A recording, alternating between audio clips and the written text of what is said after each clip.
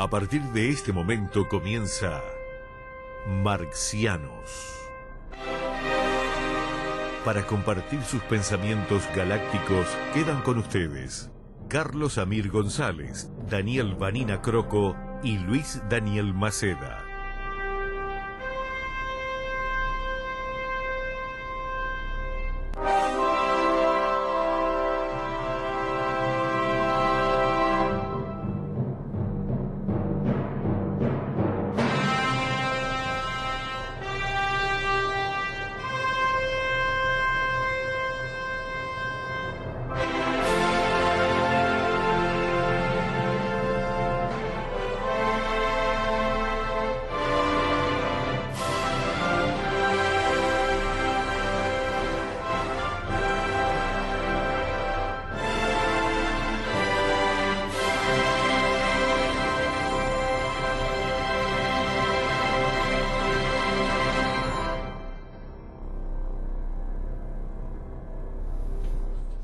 Muy buenas noches, amable audiencia de Marxianos.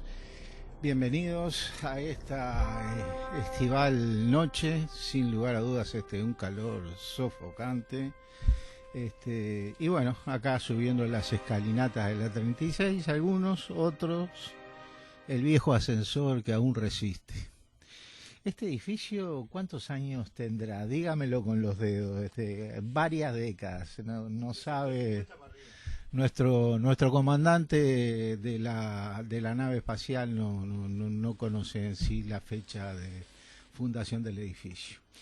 Bueno, pero como tantos edificios en Montevideo, que no es que la hagan vieja, la hacen bella, porque realmente a mí todos los días que me pongo a observar la arquitectura montevideana, realmente me maravilla, ¿no? Es como una pequeña Buenos Aires. Alguna gente que vive en Barcelona, con eso de los boliches en las esquinas, que aquí ha dejado de existir. Antes cada barrio tenía su boliche en la esquina, su panadería, su almacén. Había hasta locos propios del barrio. Nosotros teníamos allá por la aduana, en la esquina de Ituzaingó y Cerrito, al Loco Ramón.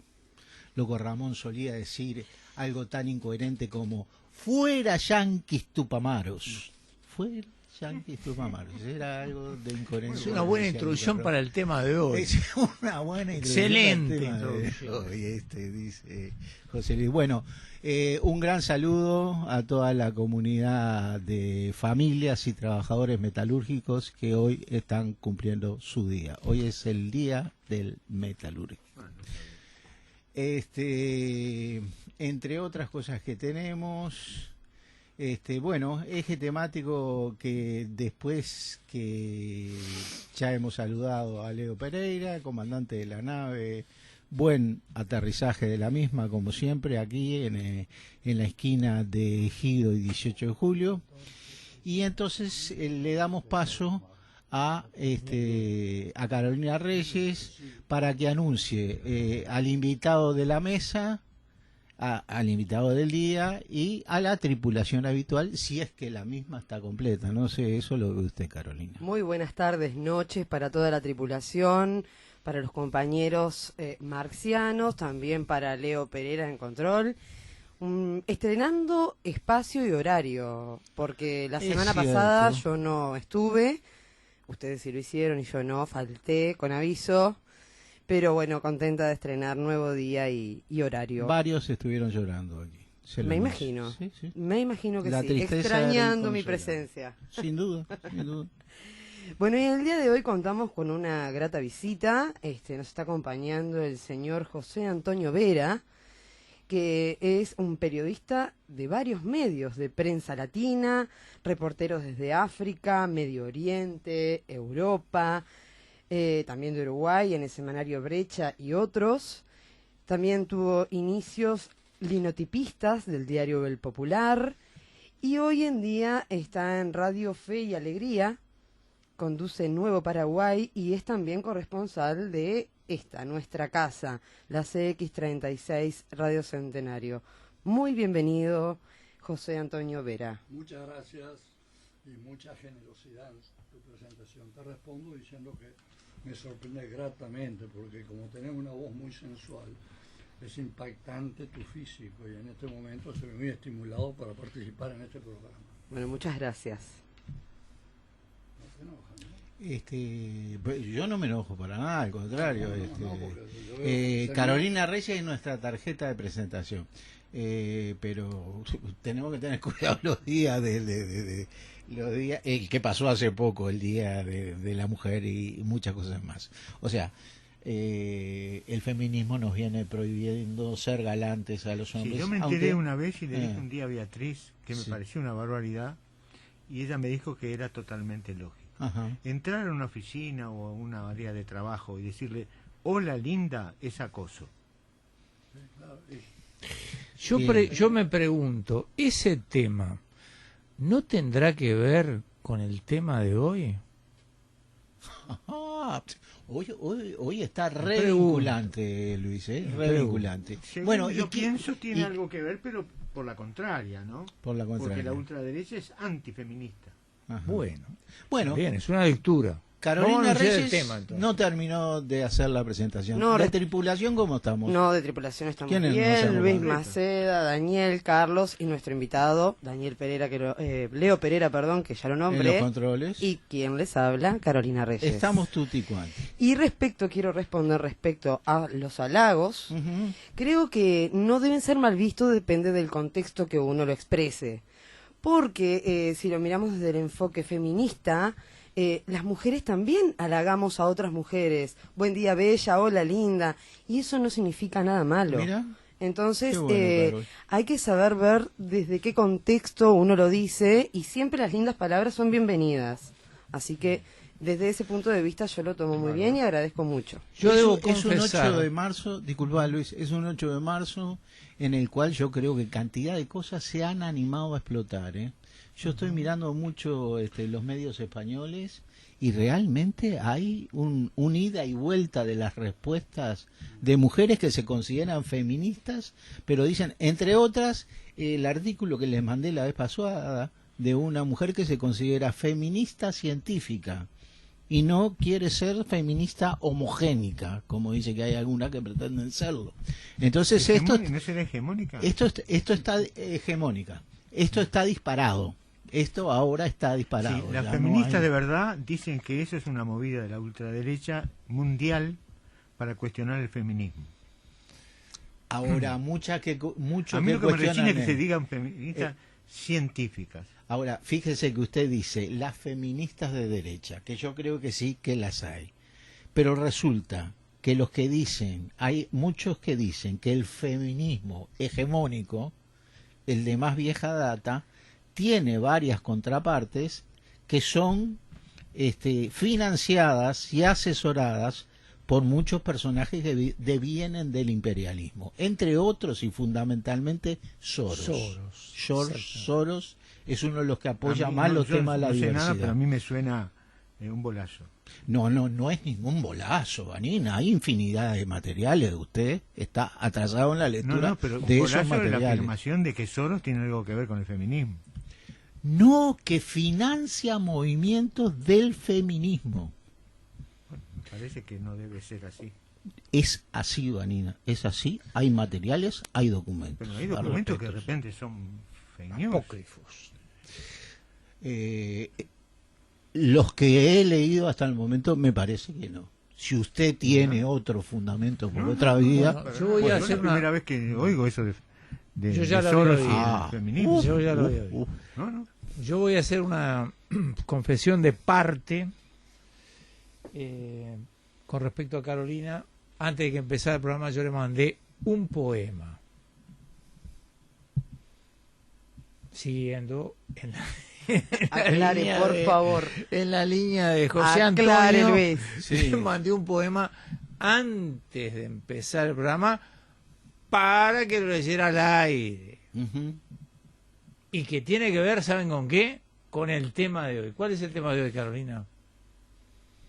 el tema de hoy, no, lo anuncio, Luis, pues no me acuerdo si Carolina lo tiene. El tema de hoy es la ultraderecha en el Uruguay y en el mundo. Muy bien. que utiliza el feminismo como factor de distracción. Y Carolina es una masoquista porque entre 4 acosadores igual tiene el coraje de venir. No, me retracto, acosadores no. Y son No, 5, muy porque bien. está Leo también. No, 4, yo estoy de paso. Estos 4. No se preocupe que José Antonio es un provocador. Adelante. Todo con Femenil. respeto y con buen humor. Con el... A ver, el poema. Carol. Bueno, tenemos el poema que me envió Luis. Exactamente.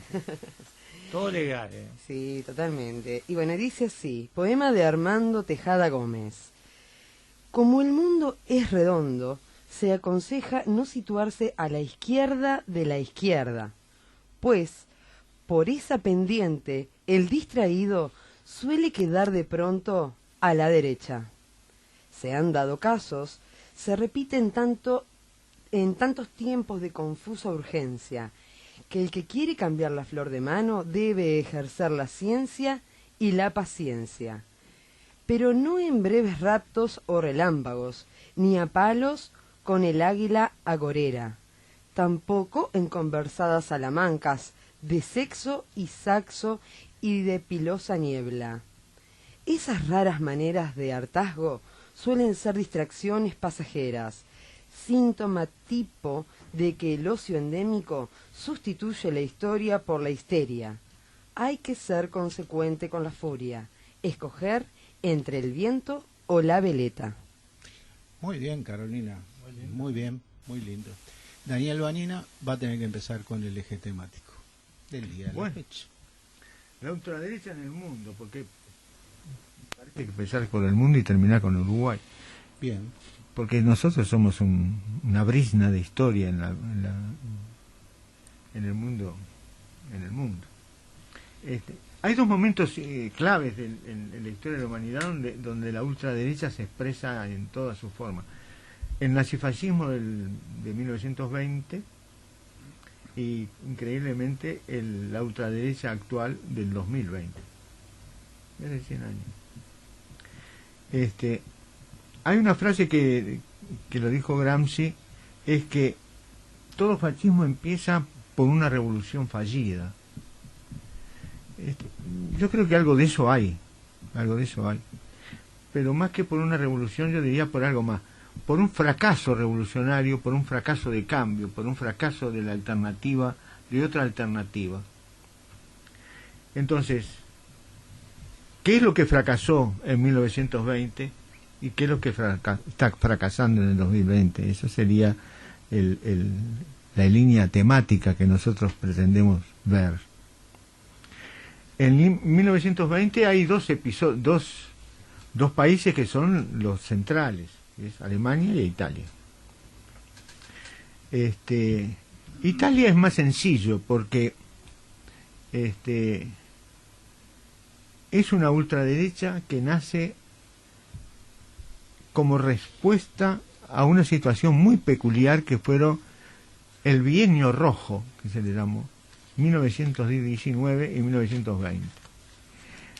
No tanto el Partido Socialista y el Partido Comunista que nació en el 21, en enero del 21 en Italia, así que en el 20 prácticamente no existía un Partido Socialista. Estaba mal un micrófono, disculpe. No, por favor. Son momentos técnicos, ¿no? Que nadie se asuste. Son momentos técnicos. Gracias. Bueno, y ya está. Leo puso a punto un micrófono. O sea, prácticamente le retorció el pescuezo al micrófono. Sí. Acaba de ultimar un micrófono. En estos momentos nuestros dos compañeros siguen trabajando allí en el tablero. ¿Está todo bien, Leo? Está. Bueno, prosiga. Retomamos. En Italia, en esos 2 años, 19 y 20, pero nací un poco de antes, por supuesto, había un gran movimiento anarco-sindical. Los anarquistas tenían la voz cantante, había un partido socialista que no estaba de acuerdo con muchas de las cosas que hacían los anarcos en aquel momento, y había un movimiento obrero muy importante en el norte de Europa, norte de Italia, en Turín. Nosotros de repente no tenemos yo no descubrí una dimensión de situaciones que nunca me imaginaba que así sea. los anarcos italianos habían formado consejos de fábrica inspirados, como toda la movida a nivel internacional de aquellos años, inspirados en los soviets, que eran de obreros. Y esos obreros habían copado la dirección de la fábrica. Así nomás. Tal vez una de las cosas que no lograron hacer y que fue al final uno de los factores que los liquidó fue que en la Rusia zarista los soviets fueron de soldados, campesinos y obreros. Aquí los consejos de fábrica eran solo obreros y solo de aquella parte industrializada del norte de Europa, del norte de Italia. Pero allí durante esos 2 años coparon, había que transportar tropas y se negaban a transportar tropas. ¿Qué pasó ahí? Hubo una resistencia de la burguesía, obviamente, que al principio medio como que era medio ineficiente, pero al final terminaron en el 20 movilizando al ejército contra los huelguistas, respondieron con una huelga general y ya en ese momento estaban los camisas pardas y todo terminó en un gran desastre. Esa movida terminó naciendo allí el fascismo, el fascio, y a partir de ahí ya había nacido en el 21 el Partido Comunista, fundado entre otros por Gramsci. Gramsci, que siempre lo plantean como un marxista heterodoxo, y marxista light, que se puede que se puede sonreír con él, porque no es un marxista leninista. Era un cuadrado terrible. Junto con Lenin dirigieron la Tercera Internacional a sangre y fuego. No admitían ninguna cosa. Después lo metieron preso y allá empezó los cuadernos de la cárcel. Pero en el accionar concreto de Gramsci era un cuadro marxista-leninista duro y puro. El fenómeno de Hitler es un fenómeno muy especial. Ahí también hay un fracaso terrible, porque ahí que se juntaban varios factores. Uno económico, sí, terrible. El Tratado de Versalles le obligaba a Alemania a pagar cifras increíblemente altas como gastos de guerra. Indemnizaciones de guerra. Y la pagaban y emitían. Y entraron en una debacle, como se llama, de inflación. Que la inflación de Venezuela del 2018-2017 era una papa. ¿Cuál es el porcentaje de inflación? 1.400.000%. ¿Cómo? No se entiende. No. Las fábricas, los empleados, le pagaban 2 veces por día al trabajador. Le pagaban al mediodía y le daban media hora para ir a comprar. Porque si esa plata la usaban en la tarde, valía la mitad. Era un delirio. Cuando llega el nazismo, se soluciona todo. ¿Cómo? No paga más. No paga más la deuda. No paga más la deuda. E inventa algunas cosas, desde el punto de vista económico, interesantes. Empieza toda la deuda y todo el pago y todo el sistema de la relación entre el Estado y las fábricas y las distintas fábricas, emite un bono MEFO, le decía, se pusieron ese nombre, no sé por qué, y había toda una circulación de ese bono que no admitía. Pero aparte ese bono tenía una particularidad importante, porque ocultaba las verdaderas finanzas, y como esa industria estaba dedicada a la infraestructura y a lo bélico, no había públicamente sospecha, algunos sospechaban, pero no había comprobación de que Alemania se estaba rearmando, cuando realmente lo estaba haciendo.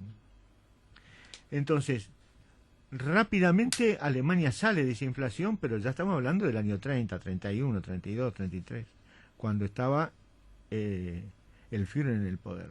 33. Pero no fue... El tema económico en Hitler muy peculiar, porque él nunca le dio importancia y públicamente decía que las naciones no cambian por la economía es un factor secundario, lo que hacen cambiar las naciones son los líderes, 4 o 5 líderes que toman en sus manos la verdadera conducción, y eso es lo que le va a pasar a Alemania. Entonces, reivindicaba su propia figura de alguna manera. Y la gran pregunta, ¿por qué el pueblo alemán lo aceptó como líder? Führer. Líder en alemán es Führer. ¿Por qué lo aceptó como Führer?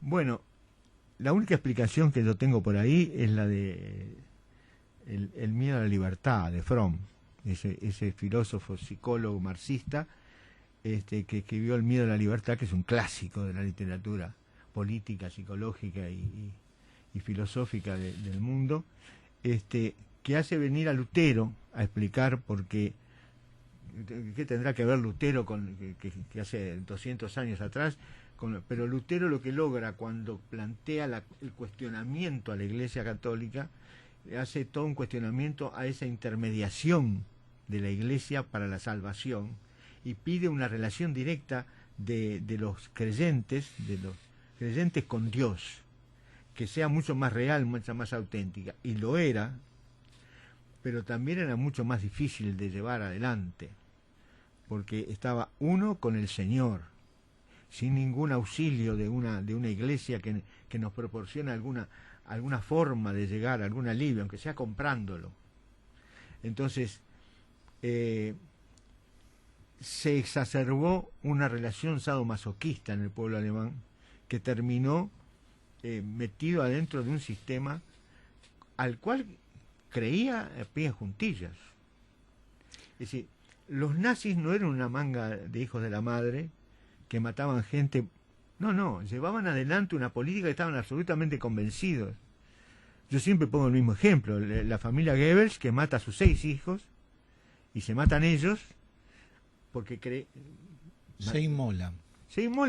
Pero inmolan a hijos que eran de 16 a 3 años o 4.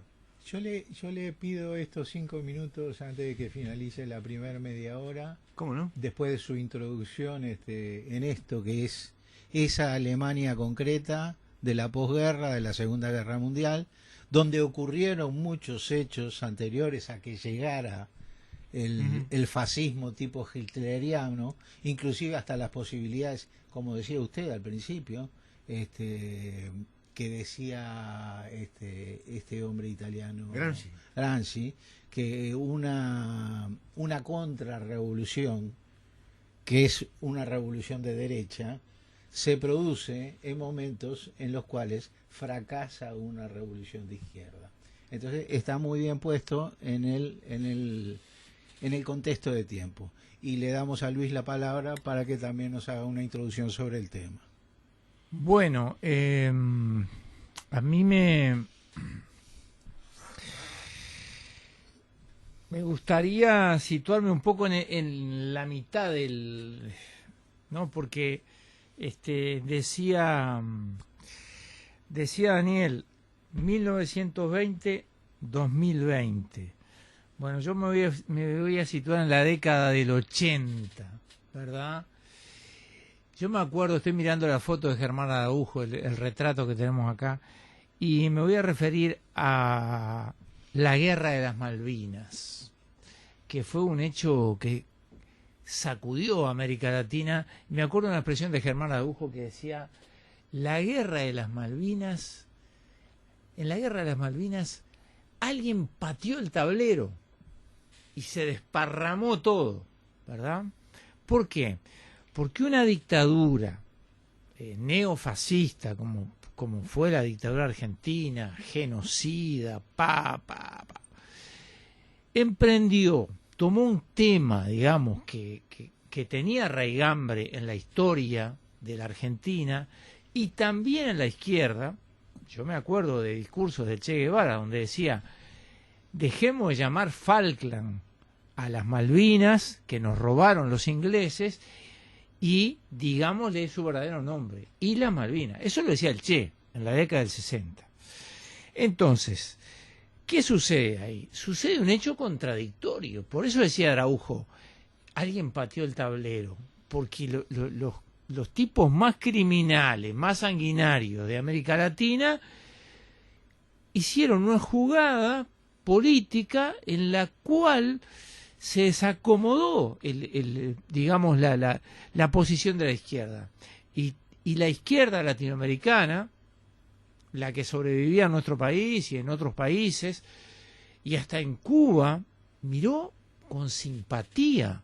Yo me acuerdo de Nicanor Costa Méndez, el canciller argentino, reuniéndose con Fidel, y Cuba brindándole el apoyo, o ofreciéndole apoyo militar, que creo que no lo aceptaron finalmente, a esa dictadura. Entonces, ¿a qué voy? A que este tema de la derecha y de la izquierda, ¿verdad?, nos tiene permanentemente, nos tiene en una suerte de, digamos, de tembladeral, porque por momentos alguien patea el tablero y todo se subvierte, ¿verdad? Entonces, es importante tratar de centrarnos en el tema y de tratar de ubicar de qué hablamos cuando hablamos de la derecha y de qué hablamos cuando hablamos de la izquierda. Sí, yo a veces pienso, cuando Vanina dijo el tema como tal, estuve de acuerdo, haciendo una posterior consideración, me preguntaba, ¿deberíamos empezar por estos fenómenos que existen en el presente o también tendríamos que hablar con la gente más de lo que es el conjunto del espectro político y cómo se considera el diferente juego por dentro de la sociedad a nivel social, económico y demás, que hacen las diferentes clases y que hacen las diferentes expresiones políticas que terminan siendo de clases? Porque en última instancia, después que Clausewitz dijo aquello de que la guerra era la continuación de la política por otros medios, a mí siempre se me apareció en la cabeza, el fascismo es la continuidad de las políticas de la burguesía liberal o conservadora por otros medios. Utilizan el aparato armado en lugar de seguir utilizando las instituciones que tienen. Y después aparecen de todo tipo de hechos raros, ¿no? Pero bueno, eso hay que verlo. Estuve leyendo a una socióloga que dice, es muy difícil poner en contexto de la realización de una política, sea de derecha, sea de izquierda y demás, si no se la pone en el contexto histórico, en el momento que la misma se produce. Hay que captarla ahí. Ahora, yo pienso que es mucho más, y a mí me parece bien lo que hace Vanina, empezando de un lugar concreto, empezando a definir las cosas. Lo más parecido que le conseguía a la varsoviana es algo que de repente Leo lo consiguió. Nos vamos con Leo a una pausa, y con esto que puede ser parecido a la varsoviana, también a José Antonio le va a traer recuerdos. Avanza la división, al asalto va a tomarse la enemiga posición, al asalto va a tomarse la enemiga posición.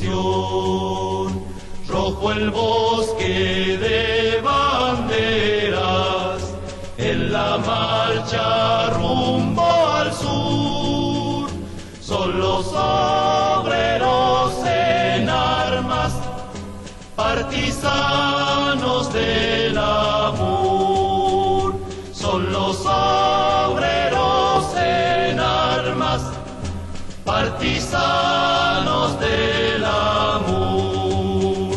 La gloria de esos combates no se apagará jamás.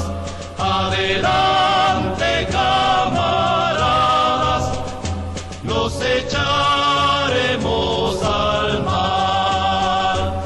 Adelante, camaradas, los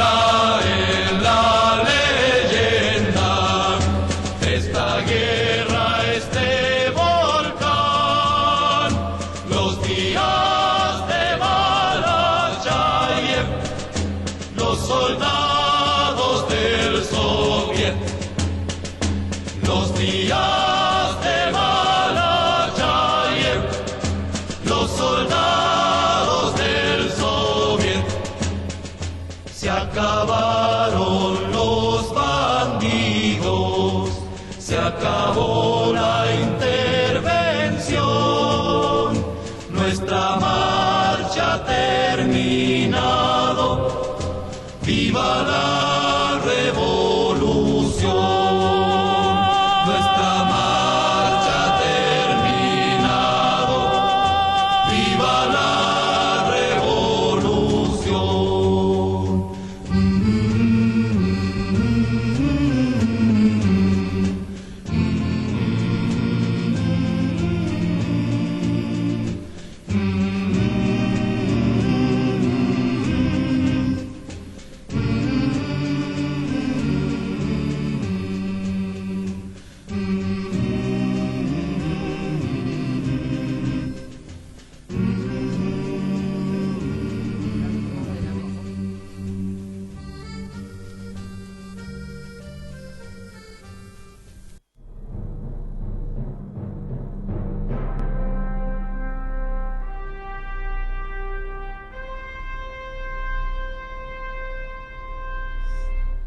(19:36). Regresamos a esta tarde-noche de Marcianos.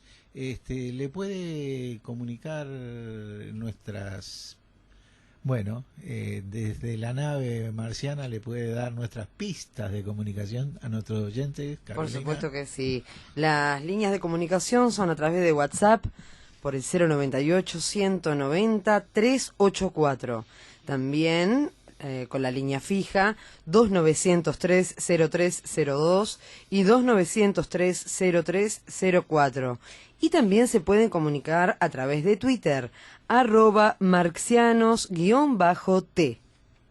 Muchas gracias, Carolina. ¿Usted gustaría pronunciar algunas palabras, José Antonio? No, estoy escuchándolos para aprender. Yo vine a Montevideo nada más que para estar hoy en este programa, lo cual para mí es un placer y un orgullo. Pero algunas cosas de las que se ha hablado aquí me han llamado la atención. El doctor Vanina habla de fracaso de una revolución. Me imagino que se refiere a la revolución soviética, que no fue un fracaso, fue traicionada, que es otra cosa.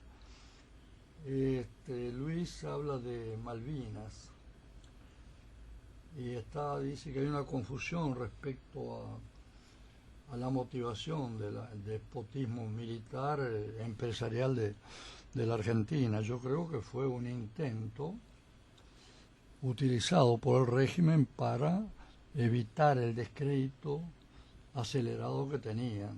Hay que ver que es 82 y ellos dejaron más o menos el parte del poder en 3 años después, obligados.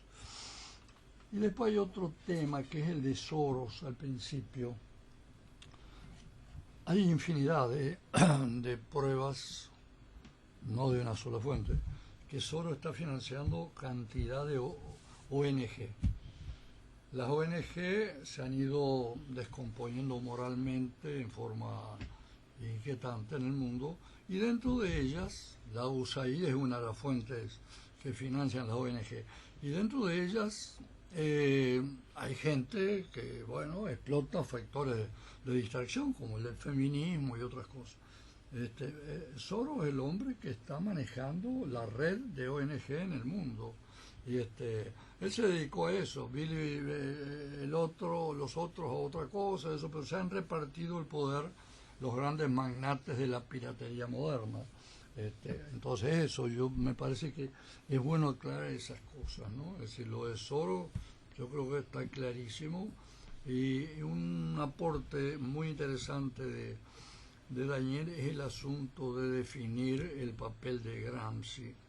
La izquierda fundamentalmente intelectual de la región ha descubierto a Antonio Gramsci en los últimos tiempos, y lo cita todos los días, pero el Gramsci militante de la calle era otro, y el militante de las cartas, o el Gramsci de las cartas, es otra persona. Compañero siempre, pero hay que ver que era un ortodoxo inflexible cuando estaba fuera de la cárcel. Y dentro, bueno, parece que reflexionó y que aprendió algo más. Disculpa nada más que esas No, por favor, precisiones. buen aporte, José Antonio. Antes que prosiga Daniel, le voy a decir acá, aparecen dos valoraciones de cuando se habla de izquierda y cuando se habla de derecha, ¿no? Dice, en cuanto a los valores de trabajo, libertad, mérito, justicia, sin duda son más transversales, a pesar de que el sentido que se atribuye a estos términos puede variar según quien sea que los utiliza. Eso habla en cuanto a valores que pueden ser compartidos entre izquierda y derecha. Ahora, cuando habla de los valores de la izquierda y de la derecha, dice, los valores de igualdad jurídica, solidaridad, diversidad, pluralismo, secularismo, Estado laico, internacionalismo, justicia social, estado de bienestar y ambientalismo, esto respondería a la izquierda política, digamos. Los valores de nacionalismo, conservadurismo, autoridad, identidad nacional, orden jerárquico, militarismo, tradición, reaccionarismo y religión a la derecha política. Prosigue usted, Daniel. La ultraderecha, más que la derecha, la ultraderecha lleva a su máxima expresión los nacionalismos. Ahora Cabildo Abierto reivindica el artiguismo y el nacionalismo. Todas las derechas. Entonces, las derechas actuales, las ultraderechas actuales son anti-inmigrantes, porque son anti-europeístas, anti-globalización. El propio Trump fue anti-globalización. Usted, disculpe la interrupción, usted hay una cosa que ha dicho que yo comparto absolutamente, ¿no? Y que es muy nítida cuando usted la dice. Usted dice, si la izquierda se corre hacia el centro, la izquierda va a la derecha. Si la derecha se corre hacia el centro, sigue siendo derecha.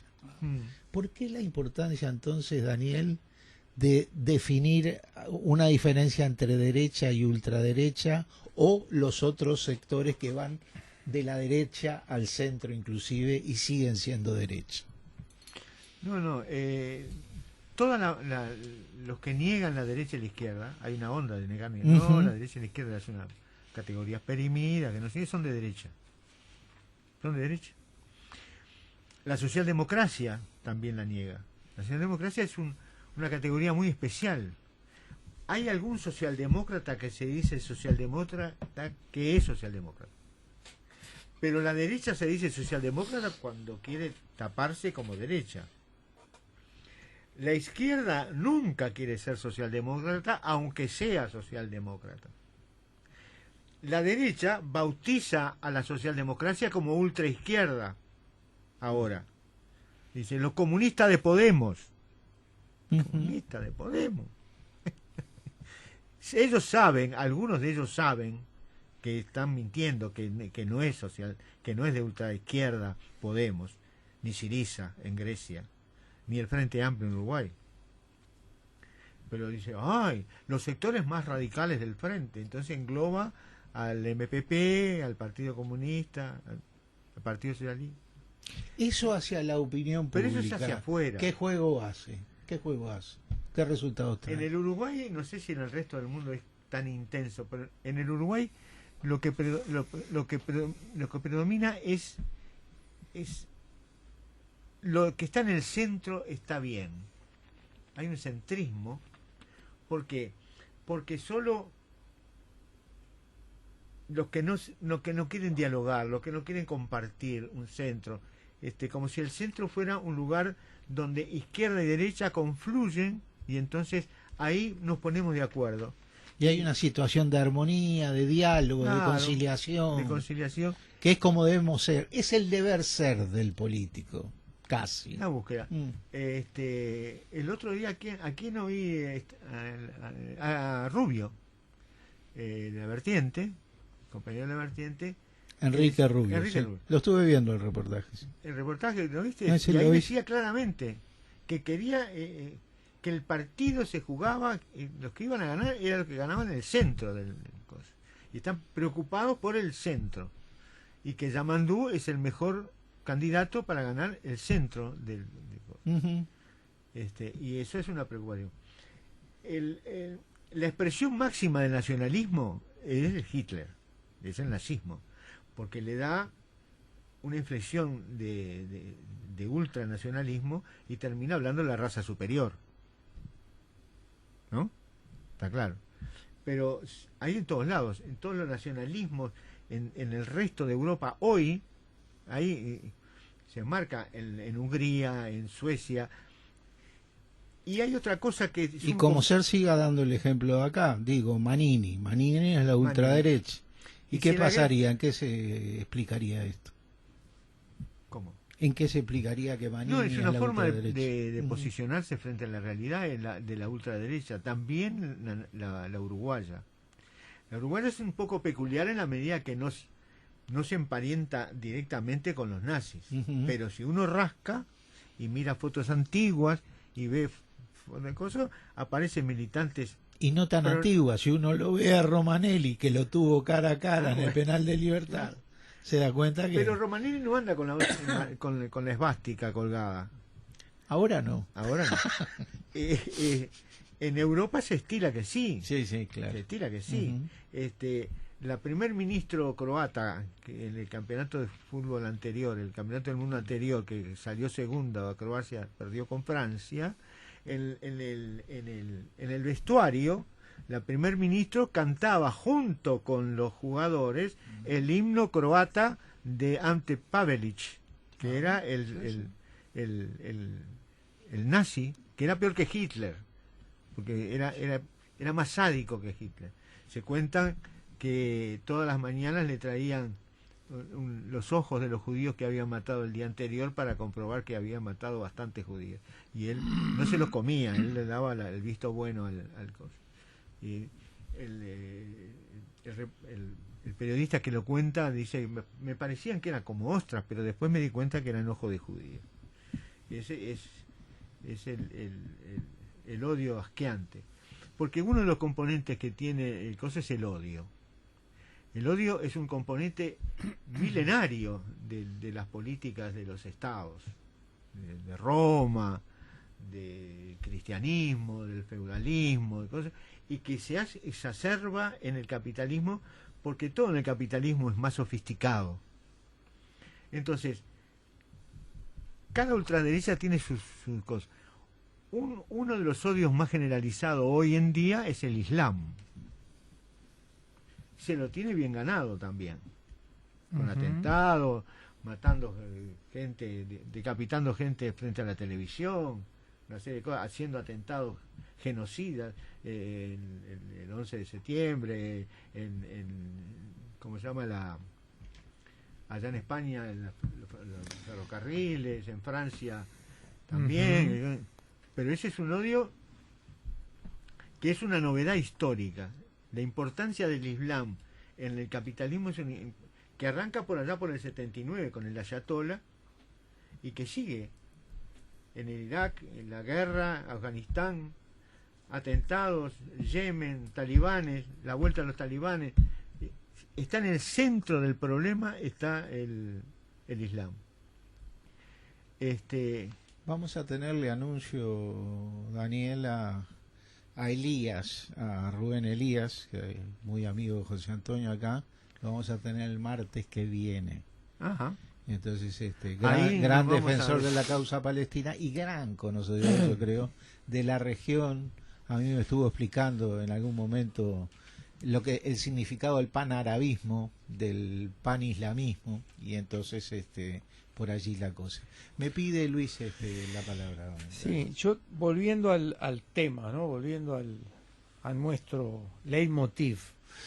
Yo creo que la caída del muro de Berlín y la posterior desintegración de la URSS, de alguna manera, como decía Germán Araujo a propósito de la guerra de las Malvinas, patearon el tablero. En el año 1991, yo voy a contar una anécdota personal que creo que es ilustrativa.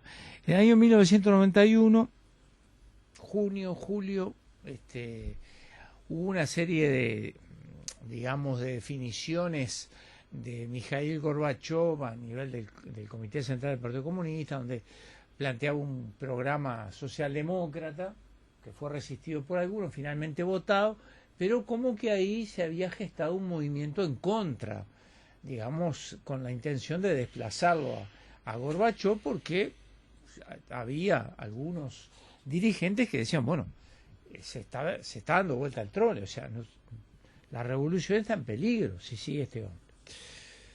Esas cuestiones, esos movimientos políticos fallan y llegamos a agosto del 1991 y ahí se gesta un golpe de Estado contra Gorbachev, digamos, ¿no? Cuando Gorbachev estaba en una residencia de descanso en Foros, que quedaba cerca de Yalta, sobre el Mar Negro. Bueno, ahí hay una movida, bueno, lo dejan aislado, no lo dejan salir, cortan los teléfonos, en fin.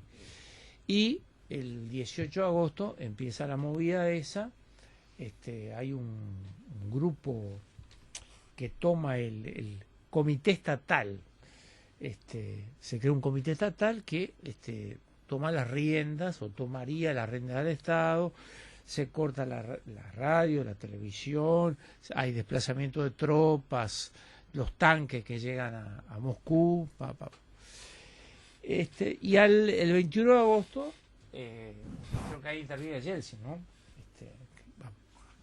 La figura de Yeltsin aparece ahí, se para sobre los tanques, bueno, y eso lo plasma, ¿no? Entonces, ahora voy a la anécdota personal. Yo en esa época trabajaba en un liceo de Montevideo y llego a la cantina y me entero de que finalmente Gorbachev había vuelto a su cargo, digamos, que lo habían restituido. Entonces llego y digo, bueno, parece que el hombre vuelve al poder, digamos, ¿no? O que se salvó Gorbachev. Entonces un compañero, un colega, me dice, disculpame, me dice, ¿vos sos herrerista o sos del Partido Comunista del Uruguay? Sí, porque realmente no sé qué sos, porque se está reivindicando que a Gorbachev lo restituyeron a su cargo. Decime qué sos del herrerismo, ya estaba en el gobierno la calle Herrera, en el año 91. Entonces me hizo esa pregunta con mucha agudeza, me dice, aclarame, ¿vos sos herrerista o sos del Partido Comunista del Uruguay? Porque, ¿no? Es decir, ¿a qué voy? A que la disolución de la URSS también conllevó a una suerte de confusión en el plano político y en el plano de las definiciones ideológicas. Que bueno, con el paso del tiempo se fueron acomodando algunas cosas, pero que hasta hoy, digamos, tenemos una izquierda que, bueno, que digamos, sin decirlo, se ha bajado de un montón de cuestiones, ¿no? Lo hemos hablado acá, ¿no? Tú lo decías la vez pasada. Yo no conozco a toda la izquierda del mundo, decía Daniel, pero bueno, en general la izquierda ha bajado la bandera del cambio revolucionario, ¿no? Entonces me parece que este tema está mezclado con todo el asunto ese, con todo el negocio ese que conllevó primero la caída del muro de Berlín y después la disolución de la URSS, ¿no? Yo antes de irme a José Antonio, para que por lo menos nos dé una semblanza antes de irnos de lo que está ocurriendo hoy en Paraguay, que ya son las elecciones, va a ser poco tiempo, pero yo sé que él tiene capacidad de síntesis. No, diría que, como dice Serrat en una canción donde le habla la madre que es una empleada doméstica, le habla a su hija que espera para ella el mejor de los mundos y le dice: este es un mundo raro, princesa, porque para ella su hija era su princesa. Este es un mundo raro, princesa. Y hoy, Marcianos, hicimos un programa raro, en el sentido de que, bueno, tratando de explicar algo, me queda la sensación de que no lo logramos, pero les pido que comprendan que es complejo. Es complejo, claro. Es complejo por lo último que terminaba de decir Luis. Son temas, todo lo del espectro político, lo que antes nosotros desde la izquierda le decíamos la burguesía liberal republicana, que está un poquito mejor ubicada que la conservadora, y que el fascismo es difícil que venga en este país. ¿Se acuerdan cuando decíamos el fascismo no es inexorable, el fascismo no pasará? El fascismo vino, se quedó 12 años, gobernó el país, y hasta en algunas cosas lo cambió y todo lo demás. Y bueno, y ahora vienen los años del posfascismo. Entonces a veces a nosotros mismos nos es explicarnos qué nos pasó, y a raíz de ello lo que nos puede seguir pasando o pasar. Pero tenemos condiciones, sabemos que las tenemos, simplemente que de pronto, a veces, inclusive hasta lo dice Daniel muchas veces, hubiéramos tenido que lograr de repente tener 1 hora y media donde los tiempos... Pero bueno, a José Antonio, que tiene la suerte de tener un programa de 3 horas los sábados en el Paraguay, le preguntamos, bueno, ¿qué está pasando por allí? ¿Y qué le dice hoy por hoy? Uno de los países donde el fascismo estuvo desde el año 54 hasta el año 89, ¿no? No, hasta hoy. Hasta hoy. No, yo digo, simbólicamente cayó en el 89, ¿no? O sea, lo sustituyeron otros fascistas en el 89. Adelante, José Antonio. El simbolismo tiene mucha importancia en la política, sin duda, pero en Paraguay no es solamente simbolismo. Es decir, el presidente de la República actualmente, él reivindica públicamente al general Stroessner. Él se siente, claro, él fue el padre de Abdo Benítez, fue 25 años secretario privado de Stroessner, ¿no? Lo dejó inmensamente rico, uno de los hombres más ricos del país. No se le puede acusar de estar en el narcotráfico, pero sí en el lavado de dinero, sin duda. Pero Paraguay es una expresión altísima de los nuevos factores que son determinantes en la política moderna, es decir, el narcotráfico, el lavado de dinero, es decir, la corrupción ocupa todos los planos, es decir, tal vez así que han no solamente en Paraguay, es decir, en Argentina es otro ejemplo, en Brasil lo fue o lo es todavía, los militares que siempre están a la orden de la extrema derecha para golpear, pero para matar gente, pero han sido desplazados como herramienta inmediata, primero por los medios de comunicación y ahora, después por el Parlamento y últimamente por la Corte Suprema, convertida en un partido de extrema derecha, ¿no?, en muchos países. Entonces Paraguay, lo que puede interesar aquí al oyente en Montevideo, en Uruguay, de este programa marciano, es que la familia Bordaberry está muy implicada en la delincuencia paraguaya. Por ejemplo, Horacio Cartes, calificado de significativamente corrupto por Estados Unidos, junto con el vicepresidente de la República, Hugo Velázquez. Horacio Cartes tiene tiempo hasta el 27 de marzo para traspasar todas sus empresas, que son decenas, con él también jugando de prestanombres muchas y eso, pero entre las empresas que él ya traspasó están los medios de comunicación, que diarios, radios, canales de televisión. Se lo traspasó a su hermana Sara, que es casada con Martín Bordaberry. Y Martín Bordaberry, evidentemente, no puede estar al margen de la delincuencia institucional paraguaya porque su hermano Pedro lo visita cada 15 días.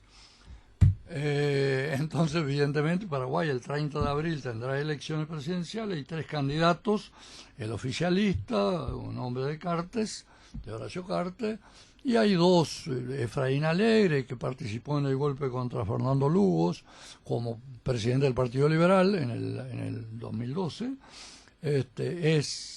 aparece como el de más posibilidades de ganar, y es no tiene ninguna diferencia con el actual presidente, es un neoliberal y confeso, privatista. Y después hay otro, Euclides Acevedo, que es un bailarín de la política, el mejor orador que tiene el país, orador político, pero que no logran en este mes y medio que falta, no logran unificar fuerzas, y entonces está la cosa tendida. Pero con esto termino.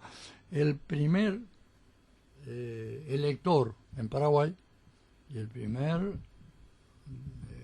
hombre que va a decidir los resultados presidenciales es el embajador de Estados Unidos.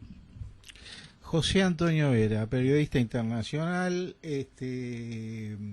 Mañana lo escuchan en Mañana de Radio. ¿A qué hora aproximadamente? 11:15. 11:15 va a estar José Antonio mañana en Mañana de Radio en las X30. Carolina Reyes, ¿algún mensaje por allí? Sí, saludamos a Inocencio, que está siempre al firme con Marcianos, es como una como estatua. siempre. Y queremos mandar un muy feliz cumpleaños a Huracán Buceo y a toda la hinchada que hoy está cumpliendo años. Así que nos informó Inocencio. Ojalá que soplando y que traiga agua. Bueno, un saludo para todos. Muchísimas gracias, Carolina Reyes, por su presencia, Luis Maceda, Daniel Vanina, José Antonio. Hasta el martes. Muchas por gracias. Hasta el martes. Tener la nave en alerta a Leonardo Pereira. No lo bauticé, casi lo bautizo nomás. Muchísimas gracias a toda la audiencia. Es muy lamentable que sea Hasta el solamente martes. una hora.